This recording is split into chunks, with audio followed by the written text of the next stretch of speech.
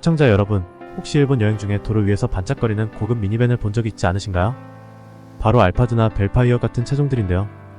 이 차량들은 도요타에서 출시한 고급 미니밴으로 일본 도로 위에서 빛가번쩍하게 눈에 띄는 모습을 자주 볼 수 있습니다. 그만큼 일본 내에서 인기가 많은 고급차들입니다. 특히 이 차들은 일본에 방문하는 한국 정치인들이나 기업의 고위인사들이 의전 차량으로 이용하는 모습으로도 잘 알려져 있습니다. 길에서 이런 차들이 지나갈 때 대부분 사람들이 우와, 정말 비싸 보이는데 누가 타고 있을까? 라고 생각해 보신 적이 있으실 겁니다. 그런데 재미있는 사실은 이렇게 고급스러워 보이는 차들을 일본의 20, 30대 젊은 층에서도 많이 타고 있다는 점입니다. 분명히 이런 고급차는 가격도 만만치 않은데 도대체 어떻게 젊은 층이 이런 차들을 소유할 수 있는 걸까요? 이게 궁금해지는 부분이죠. 시청자 여러분 안녕하십니까? 코코 아저씨입니다.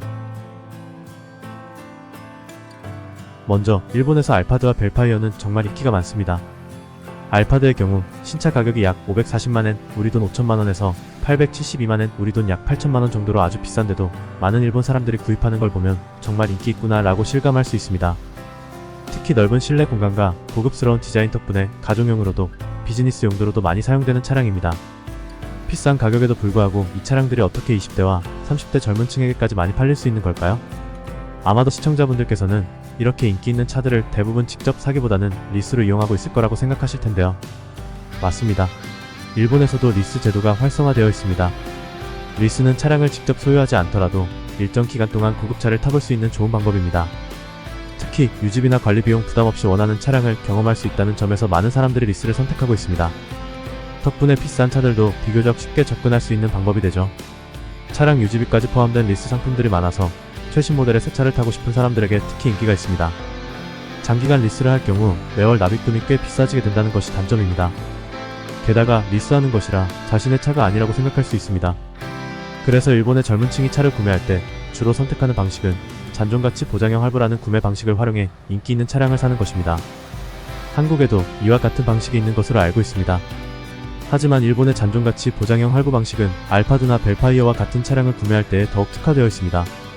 시청자분들께서는 다들 아시겠지만 혹시 몰라 잔존가치 보장형 할부에 간단히 설명드리겠습니다.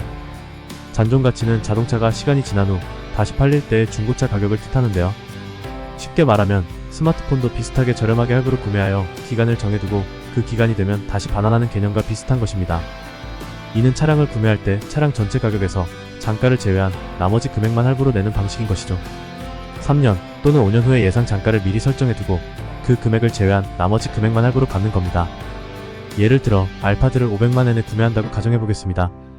3년 후 이 차량의 예상 잔가가 300만엔이라면 구매자는 500만엔에서 250만엔을 뺀 나머지 250만엔만 36개월 할부로 매월 갚게 되는 것이죠.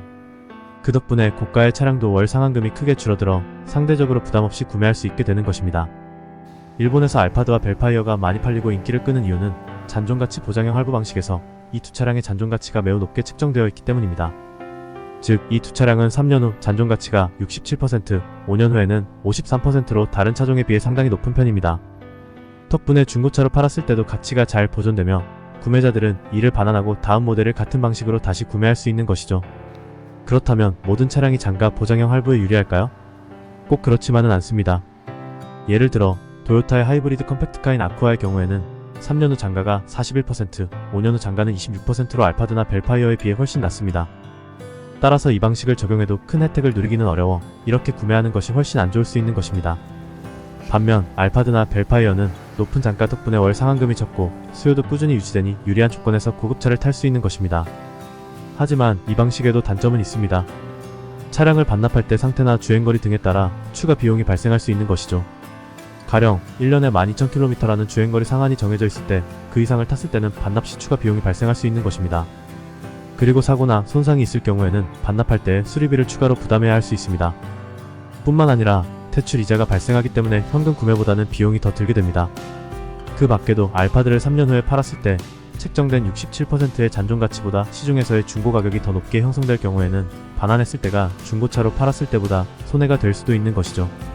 결론적으로 일본에서 많은 사람들이 알파드나 벨파이어 같은 인기 차량을 쉽게 소유할 수 있는 이유는 잔존가치 보장형 할부에서 이들 차량의 잔존가치가 높게 책정되어 있기 때문입니다. 이를 통해 월 납입금을 낮출 수 있었고 상대적으로 부담없이 알파드나 벨파이어 같은 인기 차량을 구매할 수 있었던 것입니다. 그렇다면 알파드를 일본 사람들이 매월 얼마씩 납입하면서 타고 있는지에 대해 조금 구체적으로 알아보겠습니다.